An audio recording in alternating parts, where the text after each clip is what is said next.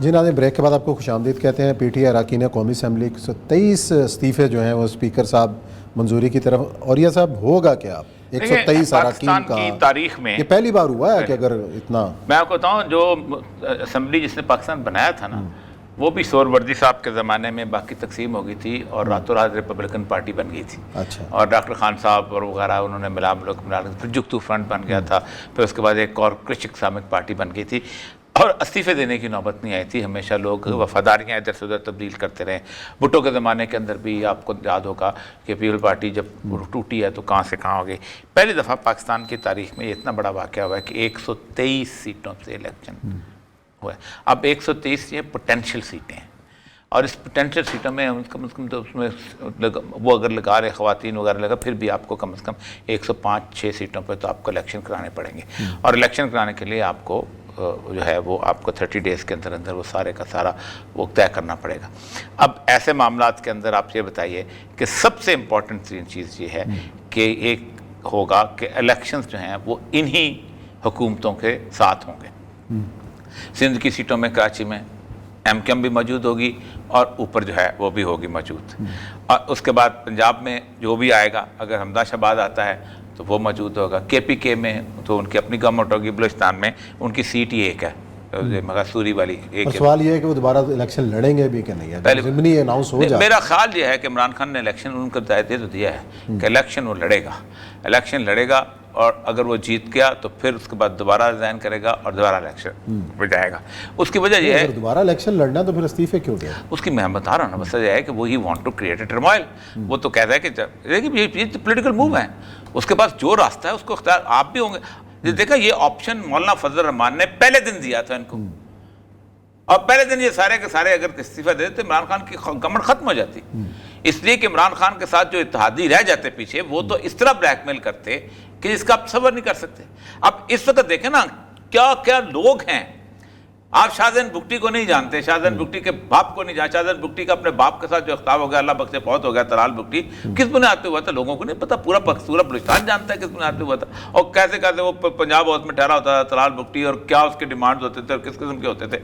ایک اکیلا شاہزین بگٹی جو ہے اور اس کے تو ایک دو بندے اور مل جائیں تو آپ کی گورنمنٹ گرا سکتے ہیں نا۔ داوڑ مل جائے، شاہزین بگٹی مل جائے، اور تیسرا ایک اور وہ جو ہے داوڑ کے ساتھ ہوتا ہے علی وزیر، یہ تین مل جائیں تو شہباز شریف صاحب کی گورنمنٹ تو گئی، ختم۔ اتنی فرجائل گورنمنٹ۔ 6 پوائنٹس آج بی بی سی نے پھر اٹھا دیے ہیں اختر مینگل کے۔ اس نے کہا یہ 6 پوائنٹ آپ کے کہاں گئے؟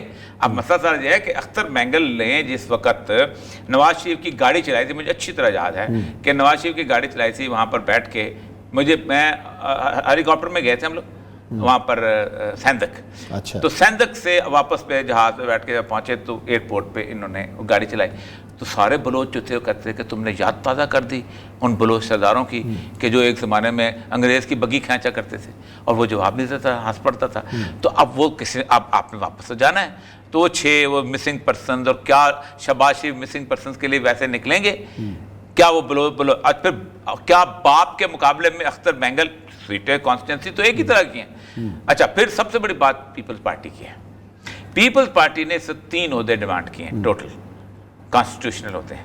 ان کانسٹیٹیوشنل عہدوں کی بدنامی کوئی نہیں ہے۔ آپ اسپیکر نیشنل اسمبلی لگتے ہیں، آپ بیٹھے ہوئے ہیں، نہیں وزارتیں بھی لے رہے ہیں، نہیں آج ابھی تک تو نہیں ہے، لے رہے ہیں اب اچھا طے ہو گیا، چلو وزارتیں طے ہو، لیکن مجھے نہیں لگتا کہ وزارتیں لیں ان 3 عہدوں کے بعد تو بالکل، کیونکہ ابھی تک خاتون کا نام آ رہا تھا جمعیت علماء اسلام کا ڈپٹی اسپیکر کے لیے، اچھا، اور چیئرمین سینٹ جو ہے وہ کون ہوگا؟ یوسف رضا گیلانی صاحب ہیں۔ ایک کون سا یوسف رضا گیلانی ہے؟ راجہ پرویز اشرف صاحب کو اسپیکر ہو گیا، ٹھیک ہے۔ اب جب یہ 3 پھر تو وزارتوں کا مسئلہ۔ اچھا میں آپ کو اور بات بتاؤں، میں اس وقت اسلام آباد میں تھا کہ جب انہوں نے حلف اٹھایا تھا مشرف کے ساتھ جا کے نون لیگ نے پیپلز پارٹی کی کیبنٹ میں، جی ٹھیک ہے، خواجہ سعد رفیق بھی تھا اور احسن اقبال بھی تھا، اور اس کے بعد جو یہ آ کے پیلا کرتے تھے کہ ہم تو جلدی نکل رہے ہیں، تو ہم یہ کر رہے ہیں، کیا آپ کو سرداری کو یاد نہیں ہے وہ دن جب جہاں پر راجہ ریاض ہوتا تھا، سینئر منسٹر ہوتا تھا؟ ویسے ان تمام سوالوں کے جواب رات کو زرداری صاحب نے دیے ہیں عابد میر صاحب کے شو کے اندر، یہی سوال انہوں نے پوچھے ہیں، میں بھی سن رہا تھا، آپ جیسے شرارتی سوال انہوں نے بھی پوچھے، میں بھی سن رہا تھا، لیکن اس کا بڑا طریقے سے جواب میں بھی سن رہا تھا۔ اور اگر آپ یہ سمجھتے ہیں کہ زرداری جو کچھ آن دا فیس آف اٹ ہے،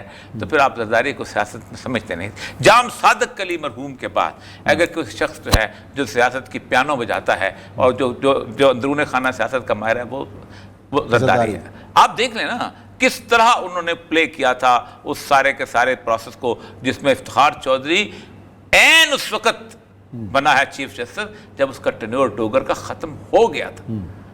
موومنٹ چل رہی ہوئی ہے, کیانی پیچھے ہے, فلانا سب کچھ ہے, ہر چیز ہے. یہاں پر آگے کہا کہ نہیں قرآن و حدیث تو نہیں ہوتی, جو وعدے ہوتے ہیں سب کچھ ہوتا ہے. پھر وہ مری کے اندر جو معاہدہ ہوا تھا اس کے ساتھ کیسے پلے کیا.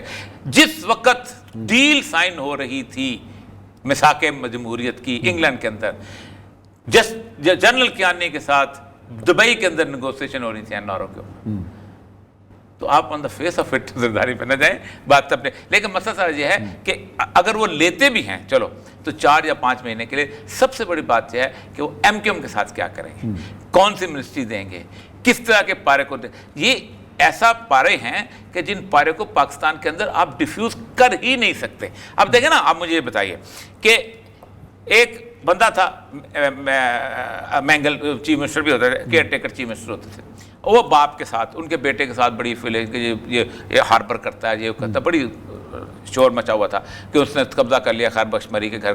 اب وہ باپ کے ساتھ اس کی فیلیشن رہنے چلی. یہ بزنجو صاحب کا بیٹا جو ہے, ابھی بزنجو جو ہے مجید بزنجو کا بیٹا, یہ ایک ہی خوددار کے علاقے میں رہتے ہیں.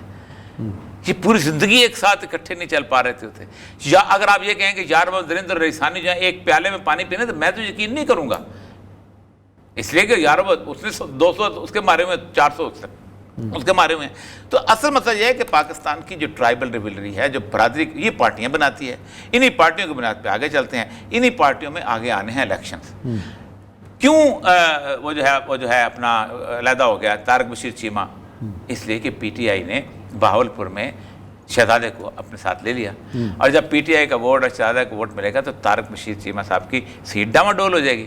تو ان کو کسی نہ کسی طور پہ انہوں نے اپنے آپ کو بچت کی ہے کہ کہیں نہ کہیں وہاں ان کو سیف بارڈ کہیں پیپل پارٹی سے مل جائے, کچھ نون لیگ سے مل جائے. تو زرداری بنیادی طور پر آگے دیکھ رہا ہے کہ اگلے الیکشن میں کیا ہوگا. اس کو یہ پتا ہے کہ اگر وہ کسی نہ کسی حد تک پیپلز پارٹی جو ہے وہ صدرن پنجاب کو پہ قابو پالے, خواہ وہ پرویز لائی کو گورنمنٹ میں لا کے پالے تو کچھ پالے, تو سینٹرل پنجاب میں جس کا بھی ڈھول بجتا رہے اس کو کوئی پرواہ نہیں ہوتی. وہ بجتا ہے, بجتا رہا, ہمیشہ سے بجتا رہا. یہاں منظور فٹو ہوتا تھا, اس کو کوئی پرواہ نہیں ہوتی تھی. یہاں نکئی ہوتا تھا, اس کو کوئی پرواہ نہیں ہوتی تھی. یہاں شہباز شریف ہوتا تھا, کوئی پرواہ نہیں ہوتی. نواز شریف ہوتا تھا, کوئی پرواہ نہیں ہوتی تھی. جب شہباز شریف تھا اوپر سے اسے گلانے ان کو کوئی پرواہ نہیں ہوتی تھی, کیونکہ بنیادی طور پر اس کا جو ہے انفلوئنس چلتا ہے رائٹ وہاں سے اپنا ٹھٹھا سے لے کے, اور یہ یا زیادہ سے زیادہ ملتان, سائیوال, یہ اس علاقے تک وہ اپنا انفلوئنس رکھنا چاہتے ہیں. پشاور میں ان کی پاکٹس ہیں, لیکن پشاور میں اب تو سویپ کر گیا. پشاور میں اب اتنا مجھے لگتا ہے کہ اگلے 5 سال کے لیے PTI پھر ہے وہاں نہیں, وہ انہوں نے اس میں ویکیوم انہوں نے آنے ہی نہیں دیا. ورنہ اب تک تحریک عدم اعتماد کا روایت یہی رہی کہ ایک دفعہ کسی کو آزما لیا, حالہ نہیں ہوا, سیکنڈ اور کل کا جلسہ جو ہے, اور اس کے بعد سب سے بڑا ہے کہ تحریک عدم اعتماد کی ناکامی جو ہے یہ بہت بڑا سائن ہے, کہ وچ مینس کہ آپ وہاں پر انروڈ نہیں بنا سکے. تو اس کا مطلب یہ ہے کہ مولانا فضل الرحمان صاحب کی قسمت جو ہے وہ خراب ہی خراب ہے اگلے الیکشنوں میں بھی. وہ جو ابھی لیکن ہمارے قیوم نظامی صاحب, وہ قیوم نیازی صاحب جو ہے آزاد کشمیر کے, وہ استعفیٰ دے گئے ہیں. سیٹلائٹ جگہوں پہ باتیں نہیں کیا کرتے. میں آزاد کشمیر کی اس لیے بات نہیں کر رہا تھا کہ ظاہر بات ہے میرے پروگرام کو انڈیا میں بہت سنا جاتا ہے. اچھا, اور اس کے بنیادی وجہ جب ہم آزاد کشمیر کی پالیٹکس ڈسکس کریں گے تو انڈیا میں وہاں گند کرتے. میں 1000 دفعہ ان کو کہا ہے, اللہ کا واسطہ ہے, خدا کے لیے 25 کروڑ مسلمان جو وہاں زندہ ہیں, اور وہ آپ کے آس پہ نظریں لگا کے بیٹھے ہوتے ہیں کہ ہم کیسے کشمیریوں کے ساتھ ڈیل کرتے ہیں, اور آپ کی جوتا چھپائی ختم نہیں ہوتی, آپ کی جوتم پزاری ختم نہیں ہوتی, آپ کا میرا لیڈر ختم. اس لیے میں قطعاً, آپ کئی دفعہ آپ نے پہلے بھی کہا, میں نے پہلے بھی ڈسکس نہیں کیا, راجہ فاروق اعظم صاحب کے ساتھ ناراضگی لی, میں نے نہیں ڈسکس کیا. کیا زبردست آدمی تھے. اب تنویر الیاس صاحب وزیر اعظم کل بن جائیں گے, امید تو یہی ہے.